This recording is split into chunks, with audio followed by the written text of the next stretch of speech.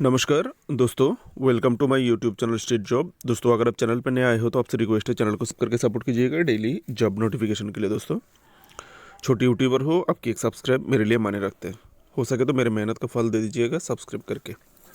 Picture आप देख रहे हैं, ये दोस्तों भारतीय तट रक्षक का पिक्चर, यानी Indian Coast Guard. Indian Coast Guard पे दोस्तों रिक्रूटमेंट होने वाला है। ये दोस्तों ऑफिशियल नोटिफिकेशन से मैं पूरा डिटेल्स बता देता हूँ। ये है दोस्तों ऑफिशियल नोटिफिकेशन। वीडियो को पूरा देखिएगा, नहीं तो आप लोगों को समझ में नहीं आएगा। जिनको पढ़ना आता है इंग्लिश, उनको तो कोई प्रॉब्लम नहीं है, वो पढ़ के भी समझ सकता है। जिनको थोड़ा कम समझ में आता है वो लोग प्लीज़ वीडियो को पूरा देखिएगा। मैं आप लोगों को जितना ज़रूरी जानकारी चाहिए होगा वो मैं आप लोगों को प्रोवाइड करने वाला हूँ। ठीक है, वीडियो हो सकता है 10, 12, 15 मिनट का हो जाए। एलिजिबिलिटी कंडीशन और पोस्ट क्या क्या है? पोस्ट ऑफ नाविक जनरल ड्यूटी एंड यांत्रिक। ठीक है, एजुकेशनल क्वालिफिकेशन शुरुआत में ही क्वालिफिकेशन दिया हुआ है। ऊपर में आप देख सकते हैं डेट दिया हुआ है 13 जून से अप्लाई स्टार्ट हुआ है और अप्लाई करना होगा 3 जुलाई 2024 के बीच में, रात के 11 बजे के बीच में, जिनको भी अप्लाई करना है। ये देखिए जो क्वालिफिकेशन नाविक जनरल ड्यूटी के लिए 12 पास होना चाहिए, लेकिन विद मैथमेटिक्स एंड फिजिक्स, यानी आपको 12 पास साइंस स्ट्रीम में होना चाहिए, क्योंकि मैथ फिजिक्स ये सब साइंस स्ट्रीम में रहता है। ठीक है, ये जनरल ड्यूटी ये कंपलसरी है। और बी ऑप्शन यांत्रिक।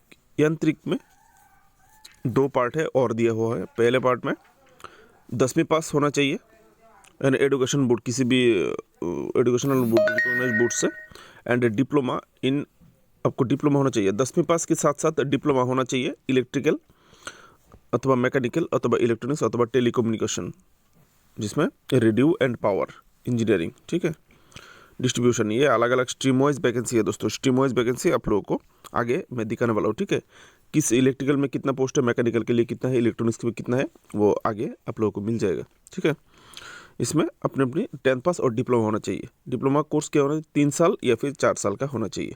और ये all India council of technical education यानी AICTE के द्वारा सर्टिफाइड किया हुआ डिग्री आपके पास होना चाहिए डिप्लोमा का।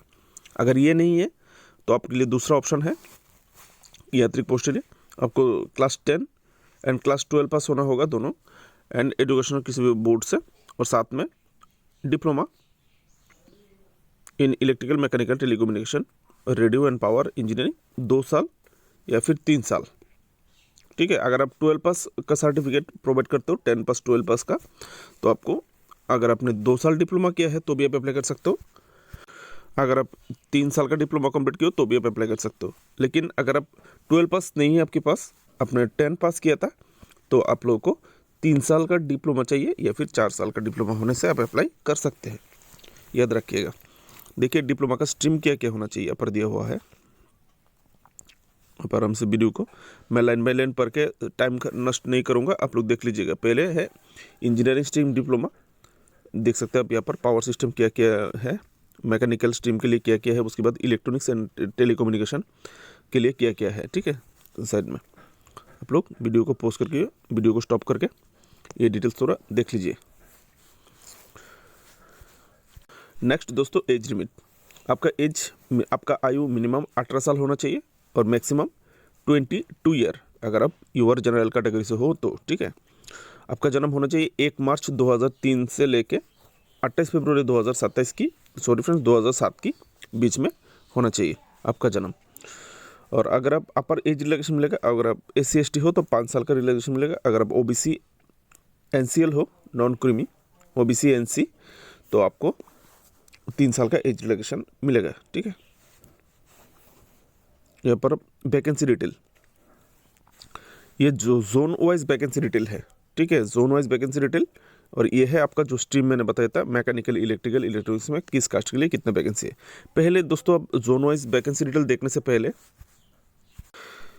आप लोग जोन देख लीजिए, किस जोन में कौन सा स्टेट आते हैं। नॉर्थ जोन में Jammu and Kashmir, Ladakh, NCT of Delhi, Haryana, Punjab, Rajasthan, Uttar Pradesh, Himachal Pradesh, Uttarakhand, Chhattisgarh north zone में आता है।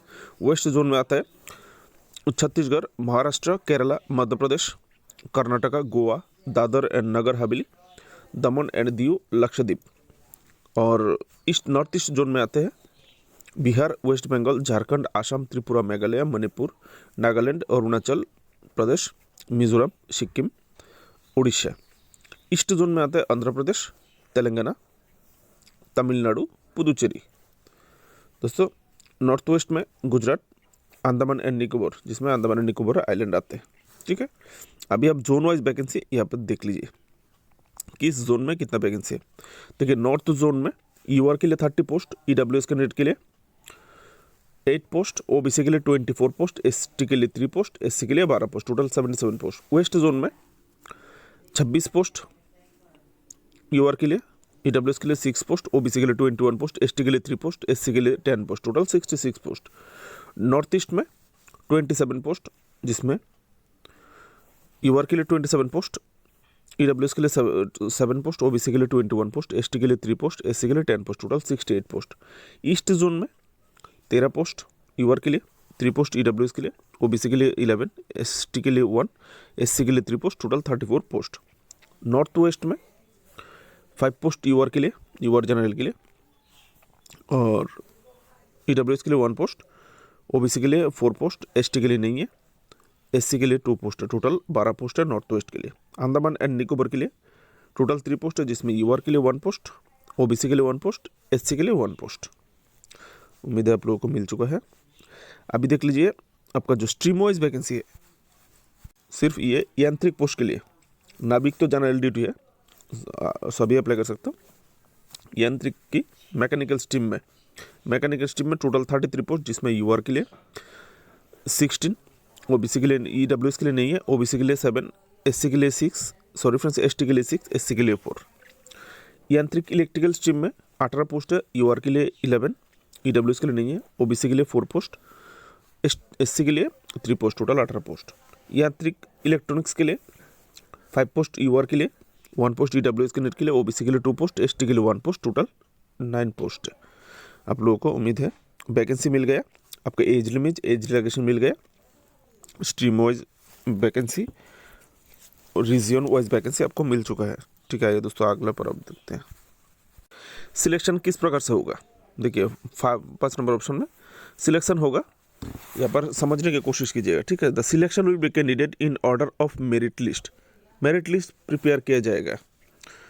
जो जनरल ड्यूटी नाविक है, याद रखिएगा, नाविक को रीजन वाइज, ये जो 6 रीजन दिखाया था, ये west zone, east zone, north east zone, Andaman Nicobar, ये जो 6 जोन दिखाया था, जोन वाइज आपका मेरिट लिस्ट होगा।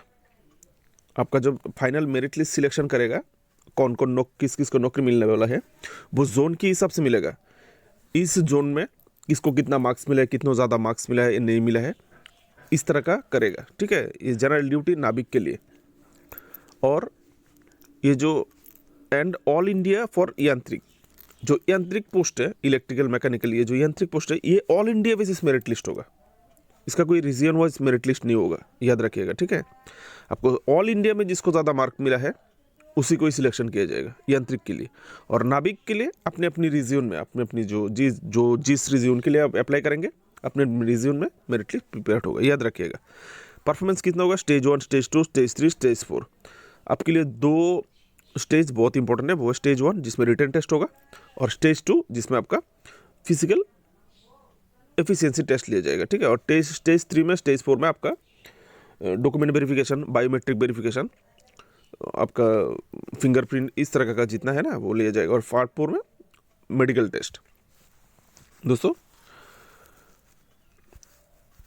देखिए दोस्तों, एग्जाम से पहले आपका यहाँ पर जो live image capturing during registration, जब आप ऑनलाइन रजिस्ट्रेशन करेंगे तो आपका लाइव इमेज कैप्चर किया जाएगा। ऐसे ही फोटो देने से नहीं होगा, ऑप्शन आएगा लाइव इमेज, तो आप लोग को कंप्यूटर के सामने बैठ के आप लोग का पिक्चर लेना होगा, वाल टिक करके जाइएगा। ठीक है, बायोमेट्रिक में क्या क्या लिया जाएगा आप देख सकते हैं। Signature of the upload online में बायोमेट्रिक यानी फिंगरप्रिंट ताम लेगा अपने बाएं हाथ की अंगूठा का। ठीक है, लेफ्ट हैंड थंब, देखिए बायोमेट्रिक ओनली बायोमेट्रिक थंब, उसके stage 1 in the biometric the left thumb, आपके बाएं हाथ का अंगूठे का छाप लिया जाएगा। ठीक है, not capture during stage 1 then the biometric of right thumb will be capture. अगर आपका बाएं अंगूठा का छाप नहीं आता है, आने से कोई दिक्कत होता है, तो आपका राइट अंगूठे का छाप लिया जा सकता है। हो सकता है कि आपके बाएं अंगूठा में कोई प्रॉब्लम हो, खराबी हो तो नहीं आ सकता, तो आपको राइट का लिया जाएगा। ठीक है, यहाँ पर apart from left and right thumb no other finger will be consider for the biometrically, या फिर लेफ्ट थंब या फिर राइट थंब लिया जाएगा। इसके अलावा आपका कोई उंगली का बायोमेट्रिक्स नहीं लेगा। ठीक है, बाकी का डिटेल्स आप थोड़ा थोड़ा देख लीजिएगा। माय डियर फ्रेंड्स, ये सब आप लोग देख लीजिएगा, जितना मैंने बोल दिया आपको बोल दिया था। वो फिंगरप्रिंट रिलेटेड बाकी इंस्ट्रक्शन है वो आप पढ़ के समझ सकते हो। मेहंदी, वैक्स, ये सब करने से आपका फिंगरप्रिंट नहीं आएगा। मेहंदी अगर लगा हुआ है उंगली में तो आपका फिंगरप्रिंट नहीं आएगा। आप लोग अगर फीमेल कैंडिडेट मेहंदी उठा लीजिए, अगर आपके हाथ में मेहंदी है तो जल्द से उठाइए। ठीक है, फिंगरप्रिंट नहीं आएगा। देखिए स्टेज वन में क्या, कंप्यूटर बेस्ड टेस्ट होगा। ठीक है, कंप्यूटर टेस्ट में पहले होगा डॉक्यूमेंट वेरिफिकेशन। आपका डॉक्यूमेंट वेरिफिकेशन है प्रीलिमिनरी पास, आपका जो डॉक्यूमेंट्स नॉर्मली ये चेक किया जाएगा। क्या क्या चेक किया जाएगा? वैलिड ओरिजिनल आइडेंटिटी प्रूफ, जैसे कि आधार कार्ड, पैन कार्ड, ये सब आप देख सकते हैं। और आपका जो ई एडमिट कार्ड है, ई एडमिट कार्ड शो किया जाएगा, जो आप लोगों को ऑनलाइन वेबसाइट से डाउनलोड करना होगा आपकी एग्जाम से पहले। एग्जाम का डेट दोस्तों नीचे दिया हुआ है, मैं जब ऊपर की तरफ जाऊँगा मैं आप लोगों को एग्जाम डेट बता दूंगा। ठीक है, एग्जाम डेट से पहले आप लोगों को वेबसाइट से black and white print out not allowed, मतलब आप जब एडमिट कार्ड प्रिंट आउट करेंगे जिस दुकान से या फिर अपनी पर्सनल कंप्यूटर से, याद रखिएगा एडमिट कार्ड वेबसाइट में जिस प्रकार दिया हुआ है उसी प्रकार आप लोगों को कलर प्रिंट आउट करना है। अगर आप black and white admit card के साथ एग्जाम देने जाओगे तो आपको एग्ज़ाम देने नहीं देगा, यानी आपका जाना पूरा बेकार, आपका खर्चा जितना भी जाएगा पूरा बेकार हो जाएगा, याद रखिएगा। और 2 passport size colour photograph, colour photo with similar face, जो कि अपने ऑनलाइन रजिस्ट्रेशन करते वक्त जो फोटो किया था आपके साथ मिलजुल होना चाहिए, यानी रिसेंट फोटो ले लीजिएगा 2 कलर। ठीक है, बाकी ये सब लोग देख सकते हैं। बायोमेट्रिक तो मैंने बोल ही दिया। बायोमेट्रिक रिकॉर्डिंग क्या क्या होगा, बायोमेट्रिक रिकॉर्डिंग आप लोग ऐसे देख सकते हैं। दोस्तों ये जो एग्ज़ाम पैटर्न है आपको समझना होगा ठीक तरह से, कन्फ्यूजन में मत रहिएगा। देखिए दोस्तों यहाँ पर क्या होने वाला है, तो ये पार्ट थोड़ा ध्यान से देखिएगा, ये आप लोगों के लिए, आपके लिए बहुत ही इंपॉर्टेंट पार्ट है। देखिए यहाँ पर जो जनरल ड्यूटी नाविक है उनको सेक्शन 1 प्लस सेक्शन 2 देना होगा। और इसमें पास मार्क क्या होगा दोस्तों, मैं आप लोगों को पहले सेक्शन दिखा लेता हूँ। ठीक है, कन्फ्यूजन नहीं रहेगा। ये देखिए सेक्शन, ये है section 1, section 2, section 3, section 4, section 5, सबको ये देना नहीं पड़ेगा। जैसे कि जनरल ड्यूटी नाविक को सेक्शन 1 एंड सेक्शन 2 देना पड़ेगा। ठीक है, सेक्शन 1 सेक्शन 2 देना पड़ेगा। और ये पर यांत्रिक में जो स्ट्रीम देख रहे हो, इलेक्ट्रिकल में इलेक्ट्रॉनिक्स एंड मैकेनिकल, अलग अलग स्ट्रीम के लिए अलग अलग पार्ट, अलग अलग सेक्शन 1 सबके लिए देना पड़ेगा, याद रखिएगा। ठीक है, उसके बाद यांत्रिक इलेक्ट्रिकल को सेक्शन 1 प्लस सेक्शन 3 ये देना पड़ेगा, ये इलेक्ट्रिकल को सेक्शन 3 देना पड़ेगा। और यांत्रिक इलेक्ट्रॉनिक्स को सेक्शन 1 सेक्शन 4 देना पड़ेगा, ये सेक्शन 1 के साथ सेक्शन 4 देना पड़ेगा। और यांत्रिक मैकेनिकल को सेक्शन 1 एंड सेक्शन 5 देना पड़ेगा। ठीक है, अभी आप लोग देख लीजिए सेक्शन 1 में क्या है। सेक्शन 1 में आपको क्या देना पड़ेगा, पास मार्क ऊपर में दिया हुआ है, पास मार्क में आप लोगों को बाद में दिखा देता हूँ।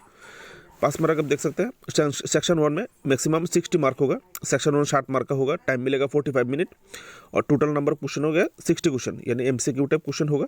4 ऑप्शन दे दीजिएगा, जो सही ऑप्शन है आपको राइट मार्क पे क्लिक करना है। सब्जेक्ट क्या क्या होगा माफ़ करना दोस्तों, गले में किच आ गया था। मैथमेटिक्स 20 मार्क 60 मार्क पे, science 10 mark, English 15 mark, reasoning 10 mark and general knowledge 5 mark. ठीक है, देखिए पास मार्क यहाँ पर दिया हुआ है, 60 में से 30 पाना होगा UR EWS OBC category candidate को, और 27 पाना होगा SC ST कैटेगरी कैंडिडेट को। पास मार्क यहाँ पर है। आपका जो सिलेबस होगा वो क्लास 10 का सिलेबस होगा, ये नोटिफिकेशन में सिलेबस नहीं दिया है। अब क्लास 10 स्टैंडर्ड के हिसाब से आप लोग ये पर math, science, English, reasoning, GK पढ़ाई कर लीजिएगा। सेक्शन 2 में जनरल ड्यूटी नाविक के लिए 50 मार्क का है, जिसमें 25 मैथमेटिक्स और 25 फिजिक्स। ठीक है, जिसमें आपको pass mark 20, UR EWS OBC category के लिए 20 और SC ST कैटेगरी के लिए 17। ठीक है, और यहाँ पर जो क्वेश्चन का स्टैंडर्ड होगा सेक्शन 2 में वो मैथमेटिक्स होगा 12 स्टैंडर्ड का, और फिजिक्स भी क्लास 12 स्टैंडर्ड का ही सिलेबस होगा। यांत्रिक इलेक्ट्रिकल के लिए सेक्शन 1 एंड सेक्शन 3। सेक्शन 1 देख लिया। सेक्शन 3 के लिए अब देख सकते हैं मिनिमम मैक्सिमम 50 मार्क में आपको इलेक्ट्रिकल इंजीनियरिंग का, आपका इंजीनियरिंग रिलेटेड ही क्वेश्चन आएगा 50 मार्क का, ठीक है। आपने यानी पहला पार्ट कंपलसरी, बाकी बाद बाकी अपना अपना स्ट्रीम, अपना अपना जिस स्ट्रीम पर डिप्लोमा किया है उस स्ट्रीम पर 50 मार्क का क्वेश्चन होगा। पास मार्क क्या होगा, 20 होगा जनरल लीवर ओबीसी कैटेगरी के लिए और 17 होगा SC ST कैटेगरी के लिए, ठीक है। ये सेक्शन, पहला सेक्शन के लिए 30 और 27 और बाकी जितने भी सेक्शन है उनके लिए 20 और 17 पाना होगा। अब इसका क्वेश्चन स्टैंडर्ड क्या होगा, डिप्लोमा लेवल का क्वेश्चन होगा। सेक्शन 4 में भी सेम अपनी अपनी इलेक्ट्रिक स्ट्रीम, ठीक है, इलेक्ट्रॉनिक्स इंजीनियरिंग स्ट्रीम, और सेक्शन 5 में मैकेनिकल इंजीनियरिंग स्ट्रीम 50 मार्क। अब समझ गए होंगे, ठीक है दोस्तों। कोई नेगेटिव मार्किंग नहीं है यहाँ पे, मैंने देखा था कहीं पे भी नोटिफिकेशन में। हाँ यहाँ पर ये देखिए note the question paper will be objective type 4 option, the candidate has to choose correct option. और दूसरा ऑप्शन में there is no negative marking, आपका कोई नेगेटिव मार्किंग नहीं है, आप लोग सबकी सभी आंसर कर सकते हो। Detail syllabus for the section 1 and section 2 available on ICG website. Indian Coast Guard की वेबसाइट में सिलेबस अवेलेबल है, आप लोग जाके देख लीजिएगा। बोल रहे हैं कि अवेलेबल है, इसलिए आप लोग जाके सेक्शन 1 एंड सेक्शन 2 का जो सिलेबस है वो आप लोग देख लीजिएगा, ठीक है। ये नाविक के लिए, जनरल ड्यूटी नाविक के लिए सेक्शन 1 सेक्शन 2 कंपलसरी, और सेक्शन 1 बाकी जो यांत्रिक स्ट्रीम 1 में मिल जाएगा। अपने अपनी स्ट्रीम के पार्ट सेक्शन 1 आपको पढ़ना ही होगा क्योंकि आपको एग्ज़ाम देना होगा। और आपका जो सेकंड पार्ट है, सेकंड पार्ट में तो आपको जो यांत्रिक पोस्ट है वो अपना अपना इंजीनियरिंग डिप्लोमा स्ट्रीम का क्वेश्चन रिलेटेड। ये देखिए ये गया पहला स्टेज। अभी स्टेज 2 में आपको क्या होगा, असेसमेंट एंड एडेप्टेबिलिटी टेस्ट। आपको असेसमेंट किया जाएगा आप अपनी इस पोस्ट के लिए कितना रेडी हो, ठीक है। स्टेज देखिए जिसमें फिजिकल फिटनेस टेस्ट जो सबसे इम्पोर्टेंट है, जिसमें क्या है 1.6 किलोमीटर रन यानी 1 माइल दौड़ना होगा 7 मिनट में, ठीक है। 20 ऊठक बैठक आपको देना होगा और 10 पुशअप आपको देना होगा। आप लोग अभी से इसके लिए फिजिकली फिटनेस के लिए तैयारी शुरू कर दीजिए। एग्ज़ाम का डेट सितंबर से शुरू होने वाला है, ठीक है। सितंबर महीने की 15 से 30 के बीच में शुरू हो जाएगा। आप लोगों को देख लेगा, ठीक है। Recruitment examination, medical examination. और स्टेज 3 में क्या होगा, डॉक्यूमेंट वेरिफिकेशन। स्टेज 3 में क्या क्या लिया जाएगा आप ऐसे देख सकते हैं। स्टेज 3 में final recruitment medical at INS Chilka में आपका final medical recruitment medical test होगा। सबमिशन ऑफ ओरिजिनल डॉक्यूमेंट, आपका original document, police verification and other associate form, ये थोड़ा पढ़ लीजिएगा।